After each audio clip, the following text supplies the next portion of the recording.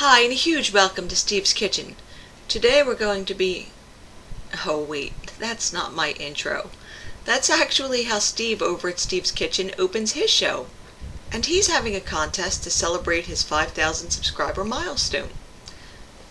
And actually, since he kicked this thing off a couple of weeks ago, he now has over 7,000 subscribers.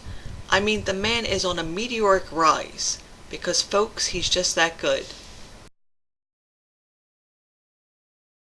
A true YouTube star indeed. And my favorite of his videos happens to be a steak and ale pudding that he made with a suet pie crust. I actually haven't tried the recipe yet.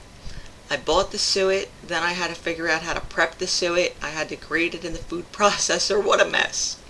But anyway, the suet's in the freezer. Now I need to locate a gluten-free ale, or I'm actually considering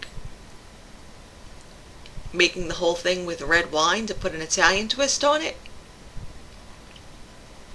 Anyway, to check out his video, you could click on the link in the description box, or I'll put a link here, or maybe I'll put it there.